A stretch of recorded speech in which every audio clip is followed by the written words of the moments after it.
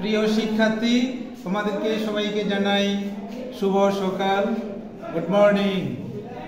আজকে তোমাদের যে বিষয়টি নিয়ে আলোচনা করতে যাচ্ছি সেই বিষয়টা হচ্ছে সাবজেক্ট ও অবজেক্ট নিয়ে আলোচনা করব। আসলে প্রতিটি মানুষের জীবনে কিন্তু একটু সাবজেক্ট থেকেই থাকে। সাবজেক্ট, মানুষ কোনো কিছু আলোচনা করলেই যদি সাবজেক্ট লাগে, কোনো কিছু যদি আমরা গল্প করতে যাই, কোথায় ভাই বিষয়টা কি, সেখানেও কিন্তু আমরা সবাই কোথায় কোথায় বলি যে আজকের বিষয়টা কি। বিষয়ের ইংরেজি যখনই আসে তখনই আমরা বুঝে নিই যে সেটা একটা কি সাবজেক্ট। তাই সাবজেক্ট এবং অবজেক্ট এই দুটো বিষয় খুবই গুরুত্বপূর্ণ, কারণ যে কোনো ইংরেজি লিখতে গেলে সাবজেক্ট এবং অবজেক্টের কথা আমাদের কিন্তু ভাবতে হয়। এরখানে মাঝখানে একটি বিষয় আলোচনা করা হয়, সেটা হচ্ছে সাবজেক্ট। অবজেক্টের মাঝখানে যেটি অংশ থাকে সেটির নাম হলো ভার্ব। আজকে সময় স্বল্পতার জন্য ভার্বটি আলোচনা করতে পারতেছি না। আজকে যে বিষয় দুটি আলোচনা করব সেই দুটো বিষয়ের নাম হলো সাবজেক্ট এবং অবজেক্ট। প্রিয় শিক্ষার্থী, তোমরা একটু বোর্ডের দিকে দেখো। সাবজেক্ট কি? সাবজেক্টের বাংলা হচ্ছে কর্তা। সাবজেক্টের সংজ্ঞা যদি আমরা ইংরেজিতে বলি যে subject is a doer of the action in a sentence. Subject হচ্ছে সেই বিষয়টা যেটা কোনো কাজের সম্পাদনকারী করেন, অর্থাৎ কে কাজটি করে, এরকম যদি বাংলাটা বোঝায় তাহলে আমরা ধরে নিব যে সেখানে সাবজেক্ট হিসাবে ব্যবহার করা হয়। সেটাই হলো subject. Subject is a doer of the action in a sentence. আশা করি শিক্ষার্থীরা তোমরা বিষয়টা বুঝতে পেরেছো। যেমন আমরা সাবজেক্ট ধরতে পারি, যে কোনো নাম ধরতে পারি, যেমন প্লেসের নাম ধরতে পারি, জায়গার নাম ধরতে পারি, তারপরে হচ্ছে কি প্রোনাউনও ধরতে পারি। যেমন এখানে রিনা, বুল্লি, you, he, she, we, the students of our school and they, এগুলো সবগুলি হচ্ছে সাবজেক্টের হচ্ছে এক্সাম্পল আমরা ধরলাম। দেখি এখন অবজেক্টটা দেখি যে অবজেক্ট কি। অবজেক্ট হচ্ছে কর্তার কর্মই হলো অবজেক্ট। কর্তা কি কাজ করে সেটা দিয়ে যদি বুঝায় সেটাই কিন্তু অবজেক্ট। আশা করি তোমরা এটা বুঝতে পারছো। যে যেমন আমি ফুটবল খেলি, আই প্লে ফুটবল, আমি ফুটবল খেলি। যেখানে ফুটবলটা হচ্ছে এখানে একটি অবজেক্ট, আইটা হচ্ছে এখানে আমাদের সাবজেক্ট, আর প্লেটা হচ্ছে ভার্ব। আমরা আসলে ভার্ব নিয়ে বলছি না, আজকের বিষয়টি হচ্ছে আমাদের সাবজেক্ট এবং অবজেক্ট এটা কোথায় বসে সেই বিষয়গুলো নিয়ে আমি আলোচনা করতে যাচ্ছি। সেটা হচ্ছে অবজেক্টের ইংরেজিতে আমরা বলতে পারি যে object is a doers and activities in a sentence.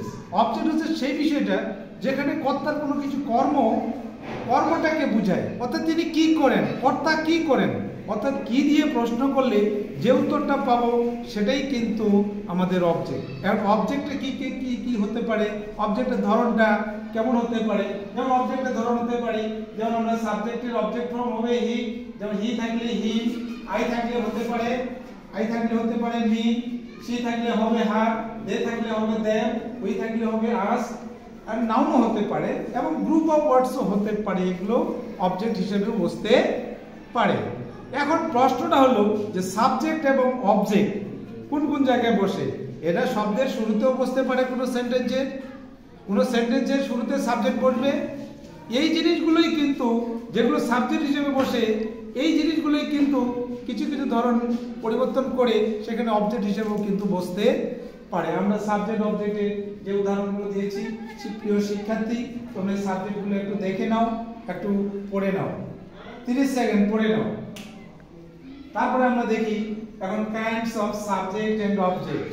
Kinds of subject and object already আমরা সবাই জানি সাবজেক্ট একটা সেন্টেন্সের শুরুতে লিখতে হয়, যে কোনো আমরা বানিয়ে লিখবো, বুঝিয়ে লিখবো, যেখানেই যাই না কেন, পড়তে যাই, তারপরে সাবজেক্ট কথা হবে। তাহলে সাবজেক্টটা দেখতে কেমন, হলুদ, নীল, সাদা, না অন্য কিছু কালার, সেটাও নাও হতে পারে, কিন্তু আমরা সেই সাবজেক্ট নিয়ে আলোচনা করব। সাবজেক্টের বাংলা আমরা বলতে পারি যে কর্তা। কর্তা বলতে আমরা বলতে পারি যেমন বাড়ির মালিক। কোনো কাজ সম্পাদন কে করে, কে দিয়ে প্রশ্ন করলে যে উত্তর পাওয়া যাবে সেটাই হলো কিন্তু সাবজেক্ট কর্তা। এই সাবজেক্ট হতে পারে দুই ধরনের হতে পারে, এটা হচ্ছে সিম্পল সাবজেক্ট আর এটা হচ্ছে কি কম্পাউন্ড সাবজেক্ট। তোমরা জানো সিম্পল সাবজেক্টটা কি? এটা হচ্ছে সরল সাবজেক্ট। কি সাবজেক্ট? সরল। আর কম্পাউন্ডটা হচ্ছে কি আমরা জানবো যৌগিক, এটা হচ্ছে কি যৌগিক সাবজেক্ট। এখন যৌগিক কর্তা যেটা আমরা বলবো স্যাম্পলটা যেমন নাউন এবং প্রোনাউন। আচ্ছা কি কি নাউন হতে পারে তোমরা দেখো, যেমন কৃষ্ণ, আমার নামটাই লিখলাম কৃষ্ণ, এটা একটা আমাদের নাউন হতে পারে। কিন্তু নাউনে কৃষ্ণকে আমরা কি লিখবো? ছেলে মানুষ হলে হি লিখবো, মেয়ে মানুষ যদি হয় তাহলে আমরা কি লিখবো? সে লিখবো। অর্থাৎ নাউন এবং প্রোনাউন যেটা দিয়ে বোঝাবে সেটাই হলো সিম্পল সাবজেক্ট। আশা করি তোমরা এটা বুঝতে পেরেছো। ভিডিওটা মানে বেশি বেশি করে দেখবে, মানে ক্লিয়ার হয়ে যাবে। তারপরে দেখি কম্পাউন্ড সাবজেক্ট। কম্পাউন্ড সাবজেক্ট হচ্ছে যৌগিক। যৌগিক অর্থাৎ দুটি নাউনকে সংযুক্ত করে যে কনজাংশনগুলো বসতে পারে সেগুলো কিন্তু আমরা ধরে নিব যে কম্পাউন্ড সাবজেক্ট। কম্পাউন্ড সাবজেক্ট আমরা বলতে পারি, যেমন আমরা বাংলায় যদি বলি তুমি আর আমি দুজনেই একসাথে খেলবো মাঠে, আসবে তো তুমি, এইভাবেও কিন্তু আমরা বলতে পারি। যে এখানে হলে তুমি আর আমি, তাহলে ইউ এন্ড কি, you and me, I and me, এভাবে কিন্তু আমরা বলতে পারি। এখানে আইদার অর আছে, এখানে দুইটা সংযুক্ত শব্দ আছে, আইদার আর একটা আছে অর। আইদারের পরে যদি এখানে একটা নাউন হয় তাহলে অরের পরে কিন্তু এখানে একটা নাউন হতেই হবে। এটা যৌগিক, অর্থাৎ যোগ করে দুইটা অংশকে, দুইটা নাউনকে যুক্ত করে দেখানো হয়েছে, এই জন্য এটার নাম হবে যে কম্পাউন্ড সাবজেক্ট। তা I neither not, neither not যদি হয় এটাও না ওটাও না, তুমিও না সেও না, সেটা আমরা বলবো নাইদার কি that is not only but also. Already আশা করি যে তোমরা বিষয়টা বুঝতে পেরেছো। আমরা এখন নেক্সটে যাচ্ছি। কর্তা আমরা বুঝলাম যে কে দিয়ে প্রশ্ন করলে যে উত্তর পাওয়া যায় সেটাই হলো সাবজেক্ট। আমরা কে দিয়ে প্রশ্ন করলে যেমন বলতে পারি, যেমন I play football, I play football. আইটা হচ্ছে কি, এটা হচ্ছে কি আমাদের সাবজেক্ট। আই কিন্তু যে আমি, আমার কিন্তু একটা নাম আছে, এই নামটা না লিখে আমি কি লিখছি? একটা প্রোনাউন লিখেছি। নাউনের পরিবর্তে যা ব্যবহার করানো হয় তাই হলো প্রোনাউন। এটা তোমাদের অনেকেরই জানা আছে, সবাইরই জানা আছে, ভালো একটা কমন একটি শব্দ। তো এখানে আই প্লে ফুটবল, আইটা হলো এখানে সাবজেক্ট আর ফুটবলটা হলো আমাদের এখানে অবজেক্ট। এটার নাম কি? সাবজেক্ট, আইটার নাম হলো কি? অবজেক্ট। এটা হচ্ছে মূল বিষয়। মাঝখানে যে ভার্ব আছে, এই মানে ভার্ব হচ্ছে ক্রিয়া সম্পাদন, এটা পরবর্তী আলোচনা করা হবে। কারণ অবজেক্ট নিয়ে আলোচনা করা যায়। অবজেক্ট হচ্ছে আমরা জানি দুই ধরনের হয়, প্রধানত আমরা ধরে নিতে পারি দুই ধরনের হয়। দুই ধরনের অবজেক্ট, একটা হচ্ছে ডিরেক্ট অবজেক্ট আর হচ্ছে ইনডিরেক্ট অবজেক্ট। এটা ডিরেক্ট অবজেক্টটা কি? ডিরেক্ট মানে সরাসরি, ডিরেক্ট মানে সরাসরি, অর্থাৎ কোনো কর্তা যখন সরাসরি কোনো কিছু কাজ অবজেক্টটাকে নিতে পারে সেটাই হলো কিন্তু ডিরেক্ট অবজেক্ট। যেমন ফর দ্য এক্সাম্পল, যে Pranab writes a letter, Pranab writes a letter, প্রণবটা কি? এটা আমরা জানি এটা হলো একটা সাবজেক্ট, কিন্তু আমাদের এখানে অবজেক্টের দরকার কি? এই লেটারটা কি হবে? প্রণব কি লিখে? প্রণব একটি চিঠি লিখে। তাহলে এখানে এই প্রণব কিন্তু সরাসরি এই কাজটা যে করলো, গ্রহণ করলো, এই কাজটাতে অংশগ্রহণ করলো, তাহলে সেটা যখন কর্তা যখন সরাসরি কোনো কাজের সঙ্গে সম্পৃক্ত হবে, যে অবজেক্টটা বেছে নেওয়া হবে সেই অবজেক্টের নামই হলো কি? Direct object. He played football, হিটা কি? একটা সাবজেক্ট, প্লেডটা একটা হচ্ছে ভার্ব, এটা ভার্বের V2 পড়া আছে, আর ফুটবলটা হলো আমাদের একটা হলো অবজেক্ট। তাহলে এখানে আমরা দেখতে পাচ্ছি ফুটবল, সে কি খেলেছিল? সে ফুটবল খেলেছিল।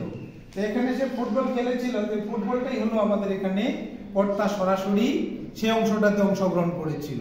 তাহলে কর্তা যখন নিজে যখন সরাসরি অংশগ্রহণ করবে সেটার নামে কিন্তু কি?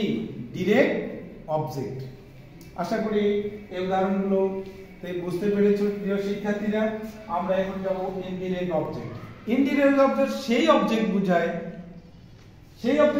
এখানে ইনডিরেক্টের বাংলা অর্থ যে পরোক্ষভাবে যখন কোনো কিছু, যেটা আমরা বলতে পারি, যেমন এখানে एग्जांपल দিতে পারি যে হি গেভ মি আ বুক, সে আমাকে একটি বই দিয়েছিল। হিটা হলো সাবজেক্ট মিটা হলো কিন্তু একটা অবজেক্ট, আর এ বুকটা হলো কিন্তু একটা অবজেক্ট। এখানে আমরা দেখতে পাচ্ছি এখানে দুটি অবজেক্টের প্রয়োজন হয়। কয়টি অবজেক্টের প্রয়োজন হয়? দুটি অবজেক্টের প্রয়োজন হয়। কিন্তু এখানে যখন ইনডিরেক্ট অবজেক্ট হবে তখন এখানে আমরা দেখতে পাবো যে এখানে মিটা একটা অবজেক্ট, এ বুক একটা হচ্ছে object. We made him A chairman. Recipient, recipient হচ্ছে যিনি গ্রাহক, যিনি হচ্ছে গ্রাহক, অর্থাৎ এটা কে গ্রহণ করেছে। আর উই মেড হিম, আমরা কাকে তৈরি করলাম? আমরা তাকে তৈরি করলাম। কি তৈরি করলাম? বানাইলাম। আমরা তাকে কি বানাইলাম? চেয়ারম্যান বানাইলাম। যদি কোনো ব্যক্তিবাচক, ইনডিরেক্ট অবজেক্টটা সহজ কথা বলতে পারি, ইনডিরেক্ট অবজেক্টটা খুবই সহজ, খুবই সহজ। যদি ব্যক্তি সম্পর্কিত, প্রাণীবাচক সম্পর্কিত কোনো অবজেক্ট বোঝায় তাহলে সেটাই কিন্তু হলো ইনডিরেক্ট অবজেক্ট। তোমরা জানো আই থাকলে কি হয়? আই থাকলে কি হয়? মি হয়। হি থাকলে কি হবে? হিম হবে। সি থাকলে কি হবে? হার হবে। দে থাকলে কি হবে? দে থাকলে কি হবে? দ্যাম হবে। তার মানে এই যে ওয়ার্ডগুলো থাকবে এই ওয়ার্ডগুলোর নামই হলো কি? Indirect object.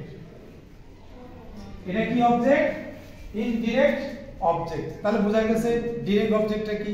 তাহলে মি, হিম, আর, দেম, আস এগুলো বাদ দিয়ে বাকি যেগুলো থাকবে সেই অবজেক্টগুলোর নামই হলো ডিরেক্ট অবজেক্ট, আর এটা হলো ইনডিরেক্ট অবজেক্ট।